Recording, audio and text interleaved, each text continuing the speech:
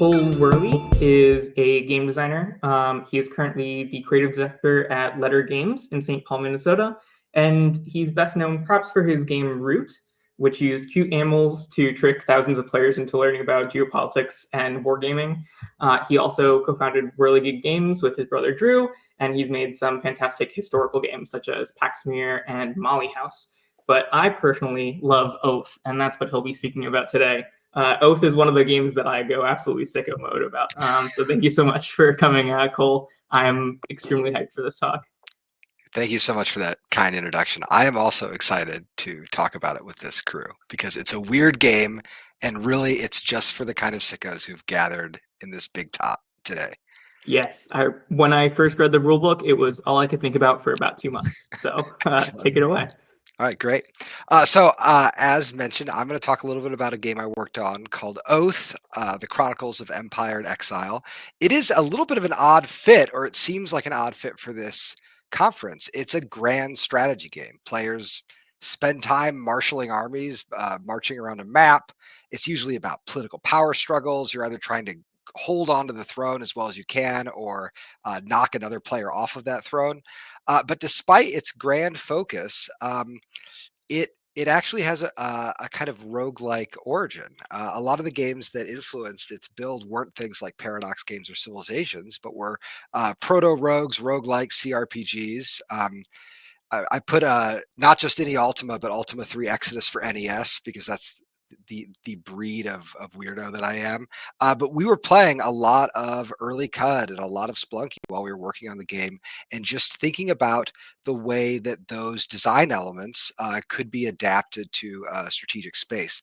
Now, I don't have time today to kind of offer you this full design history of the entire game, but instead, I just kind of want to think about uh, the ways that the game adapted some of the discourse, the techniques, the tools of roguelike design for the strategy space. Now, if you work in computer games, you have this lovely thing called a processor. You can build these super complicated Markov chains and models and just have a computer run them. And in the tabletop space, we don't have that. Instead, we've got players, and I do my best to trick them into doing all the computation for me. And that can be pretty hard. Players will get distracted, or they won't play maybe as well as we might need them to. But thankfully, we have a powerful motivating force, which is they're often playing to win the game. And this is a pretty important part of the game. It can focus the most distracted player, but while victory is a core strategic drive in a game of Oath, it's also pretty far from the game's central point. In the game, it often matters how a player won rather than who happened to win. So while Oath is a competitive game, it's also much larger and stranger than that. It's sort of a narrative first game, but there's no written narrative. It creates these personality driven stories, but there are no systems for character advancement or named protagonists. In fact, the stories that the game produces actually only come into focus when you're not playing the game. It's a game that sort of generates its meaning in the post game report, and we'll talk a little bit about that later. This is all collectively kind of preposterous. These are little contradictions, but it's really a pretty fundamental part of all games, not just tabletop. Games need places of reflection and encounter in order to generate meaning. So I want to indulge, I hope you'll indulge me rather, with just a little foray into some reader response theory, because I really never left grad school and it marks me in so many ways. So here we have the kind of classic theory of reader response, where we have the reader and the author function, and where they overlap, we have something that usually gets called the transaction. And this is the place where the text actually kind of exists as a lived experience. You can adapt this to games pretty easily. We have games on one side, players on the other, and then the overlap of play is the moment where the game is kind of coming into life. Now, like any good theoretical concept, this is going to seem completely obvious to anyone. Of course, games and players have to work together to create something called the game. And we can imagine these being kind of overlapping spheres. But also, as is the case with a lot of theory, here we should pause a little bit and think about some of the implications. So for one thing, there's a lot of the game that players don't see. And this is important because a player's experience of a game isn't the entire game, it's just the slice they happen to be exposed to. Likewise, a game team or designer can't understand the full range of a player's experience. That means when a player is playing a game, things are going to take valences that they couldn't have anticipated because the designer is not every player. I also like thinking about this because it reminds us the importance of players. I'm one of those designers who reads like every comment I can find about any game I work on, which is a sure way to like start your day with a small panic attack. But I actually think it's really important because every experience of playing a game, even a really negative one, is a kind of valid experience. It is someone encountering a thing that you invested a lot of your life and care into, and it's producing a response in a player. And even if you're not, over their shoulder watching them play a digital game or sitting at the table with them playing a board game, because your work is there, you are in that conversation. We are always participants in the act of play if we are making games, and that can sometimes be a little harrowing. Now, what I want to talk about in particular today is procedural generation and how Oath uses procedural generation. So let's add procedural generation to this formulation. So when we put a procedural generation in a game, it kind of expands the area of play and also creates some new zones. So when we're building procedural generation, one thing that it creates on the side of the game are the unseen possibilities. So things that a game could have generated, but that it didn't. These are parts of the game. They can happen, but they were never experienced. And on the other side, we have a kind of inversion of that, which is the imagined impossibilities. So these are the things that a player can think might happen in a game, but can never actually be produced in a game. And if you were a kid who grew up with playing a lot of roguelikes, or if I think about my kids now playing Minecraft, they are always inventing biomes that they like heard about on the playground. That's what these imagined impossibilities, which are kind of part of the game, even if they aren't explicitly part of the game. And then, of course, at the bottom, we have unused model elements, parts of the data set that weren't generated, weird relics of the design that got turned off sometime in testing. Usually when I'm thinking through and really digging into some of the logic of these procedural generation systems, there are these whole blocks of them that like aren't really actively used. But so I want to include them too. Now, when we're working on tabletop games have a long history with procedural generation. Usually, they're very simple. Something as simple as an event table or like a die roll table like this. This is from a game called Mythic Bastion Land by Chris McDowell, and his game is filled with these little things called spark tables, where he says, "Look, if you ever in a panic need something, well, here, just roll a couple of d12s and we'll give you something." Um, this is used to generate ailments for NPCs. So if you encounter someone who might be a medic, have nausea, being medicated for it, or maybe they've recently experienced unexplained blindness, you just throw a couple d12s and you've built something. Now, I love a random table because it allows you to see the full space of a procedural generation in like a single screen. It's so clean. All of the art is so transparent. It's great. For a player, it can be a little frustrating though, because about the third time they've run to a lovesick turtle or an irritable hermit, they're going to start realizing that these adjectives that you've been pulling out to help prop up your story kind of have some kind of location where they're built. The more a player understands how the procedural generation work, it can start to undo itself. So some of the games that have come out in the years since, and this is a funny example to use because I'm talking really about a game from the 1980s, Tales of the Arabian Nights, will try to cloud this. So in Tales of the Arabian Nights, players draw kind of a card on their turn. Here's a picture I wrote from BGG. Maybe you encounter the Crystal Palace. That's going to inform which encounter matrix you're allowed to use. So maybe you're using matrix L, you can attack it, or maybe you want to rob the Crystal Palace. And then that's going to lead the player running the Tales book to look up the outcome in this giant binder of possible outcomes. And it kind of works. I mean, it's amazing. It really is just a choose your own adventure novel, but these layers of obfuscation create the feeling of playing in an open world game. I mean, it's like being on a little train, like in a switch yard, but there's a lot of fog. And so you can't really see where all the tracks are going. And it starts to feel like you're in this incredible open world. Um, Now, there's a limit to this because if you just keep pumping fog into it, it's going to start to feel like white noise. It's going to start to feel like, uh, you're just kind of lost in an infinite world. I'm reminded of those very early procedurally generated first person games.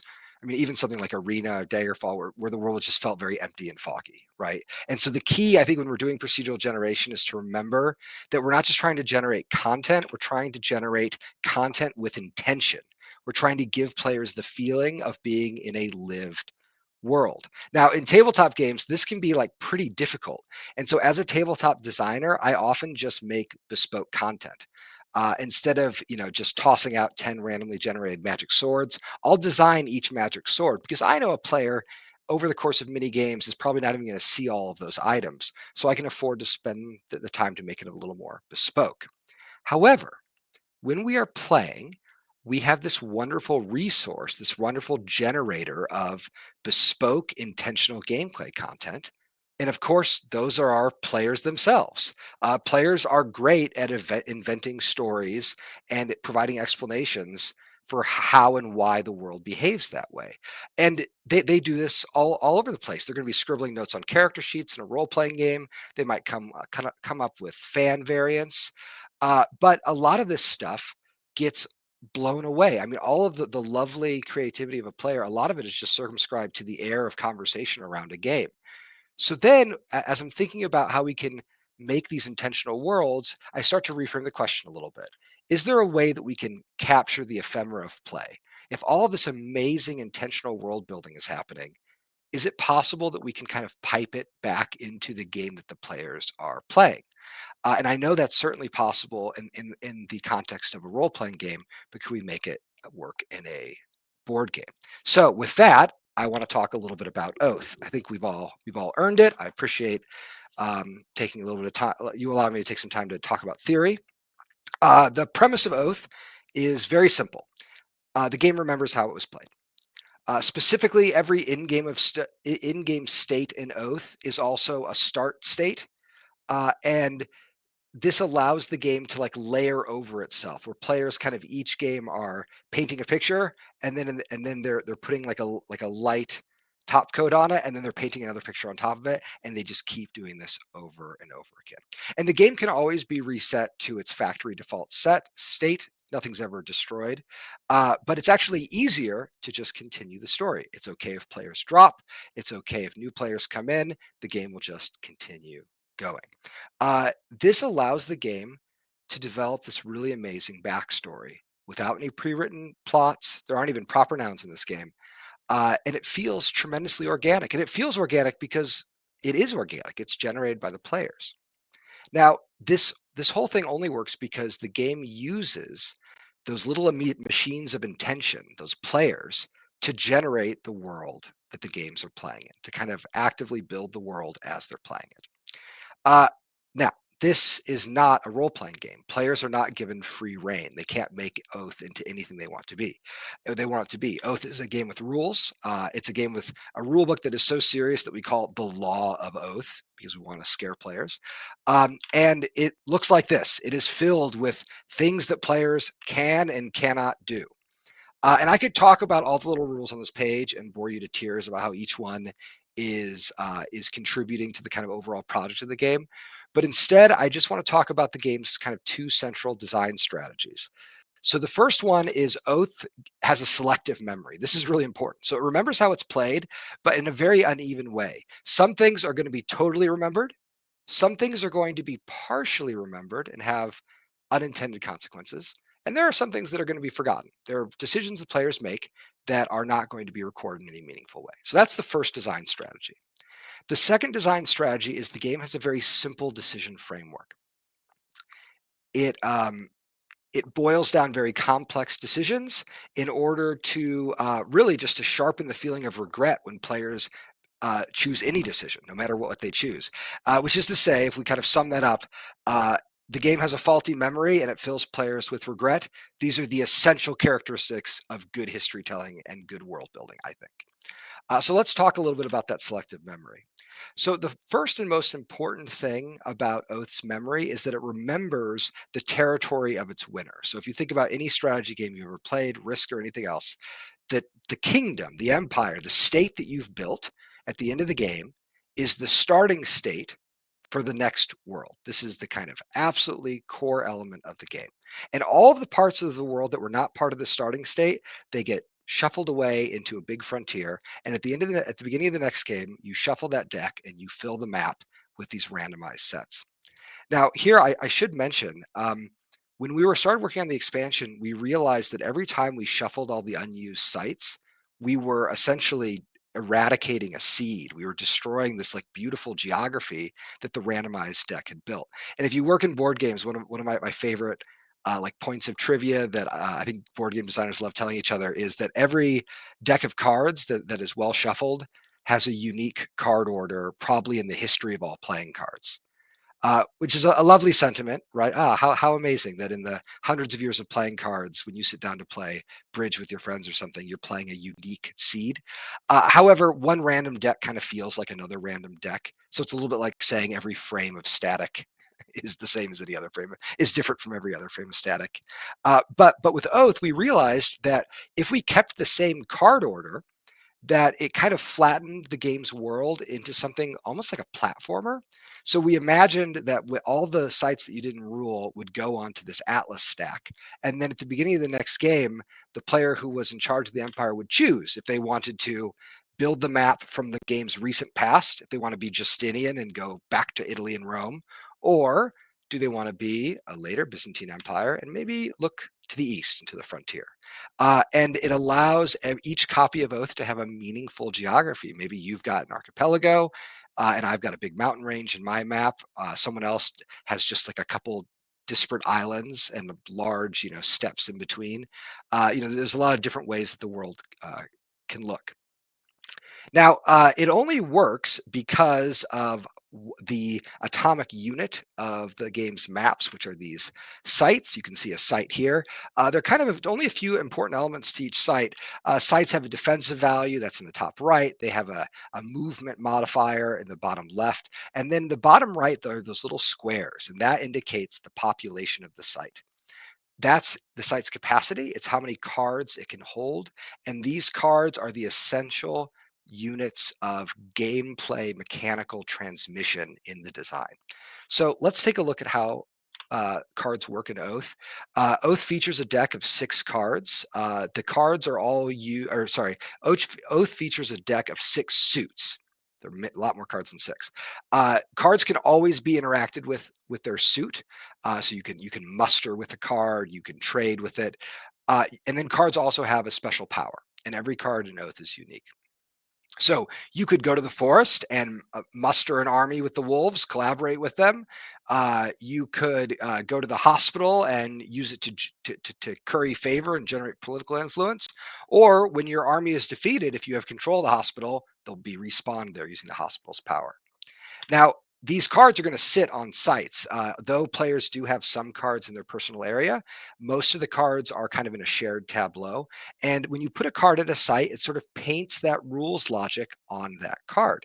So at the end of a game, let's say you have a little empire here. At the riverbank, you've got some secret police, which are terrifying, and a hospital, so kind of a little bureaucratic rump state. And then out in the salt flats, that's where your armies are stationed. There's some mercenaries there and a mountain giant. If this empire falls, it might be divided in half. Maybe there was a palace coup and they took over the riverbank with the hospital and the secret police. In the next game, that's the empire. The rules that were attached to the riverbank are going to follow into the next game. They're going to color the way that game works. The mountain giant, the mercenaries, they're off to the discard pile. They're scattered to the wind. Maybe they'll come back in a different way. And Oath has a lot of cards that can be painted on sites. This is a portion of the Beast suit. Again, one of 6 suits. It has about 260 cards. And each one of these can pretty dramatically change the feeling of the game.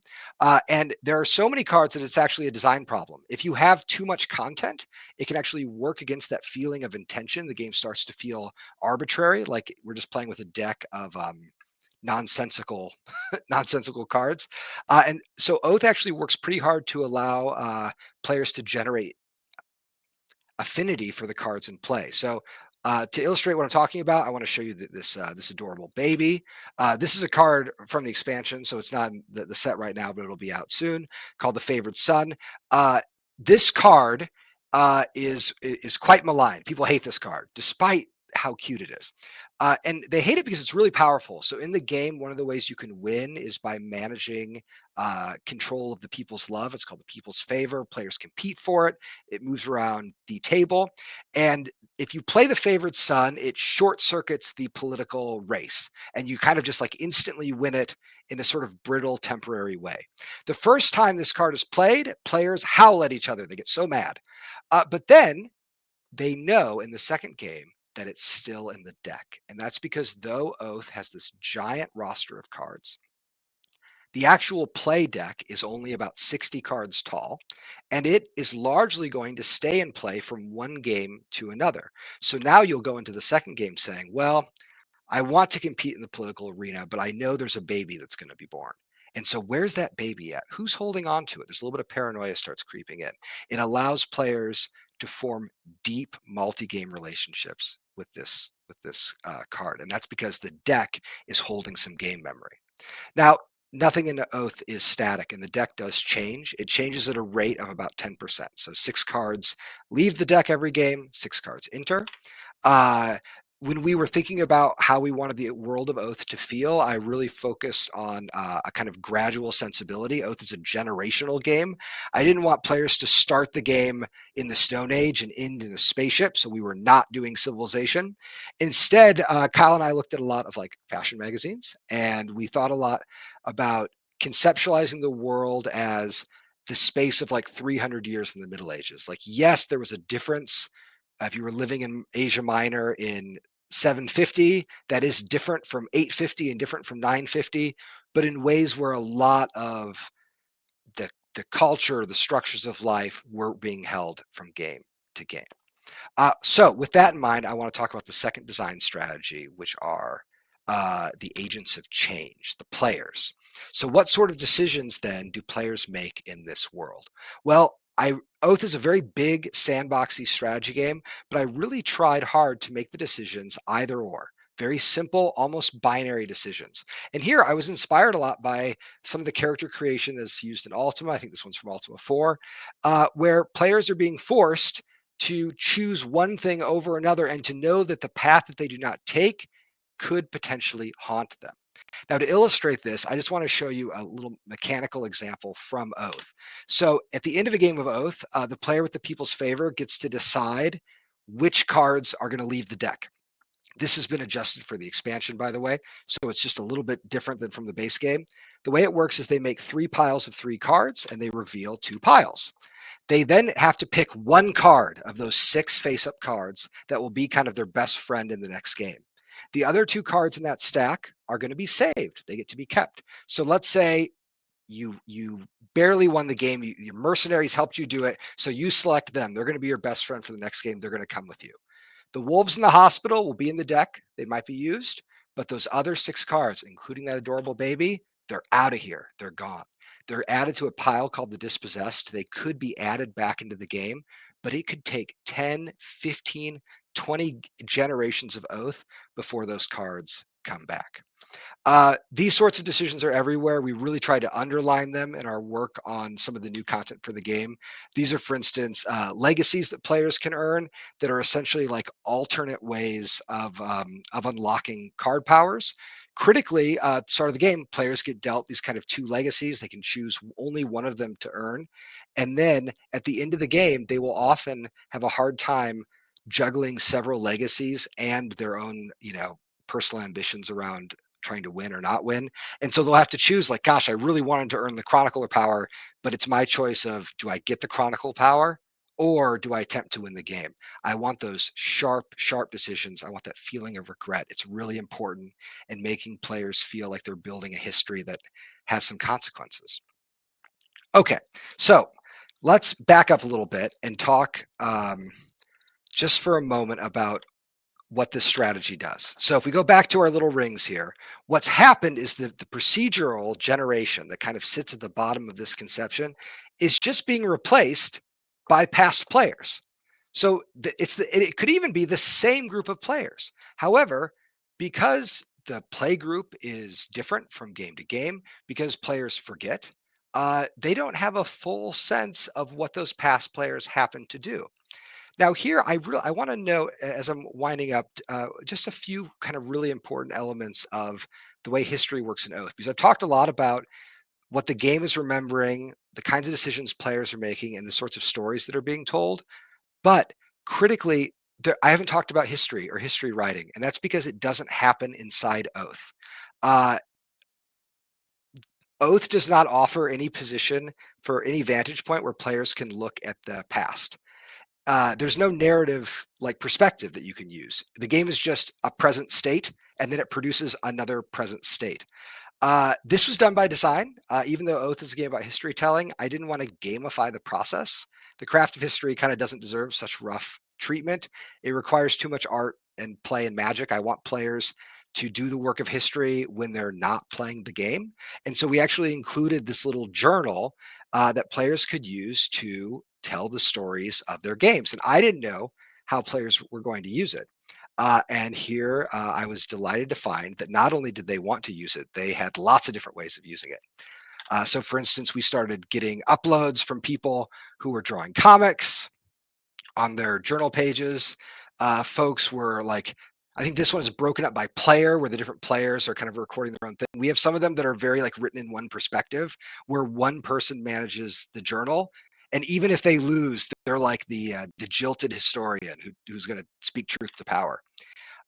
It's funny that even though Oath is a multiplayer game, this activity is like fundamentally a solitary activity. And it's a good reminder of, I mean, one of my favorite things about the roguelike community in general is how the games take their meaning from how we talk about them with other people, even though we usually play them and experience them as single player games.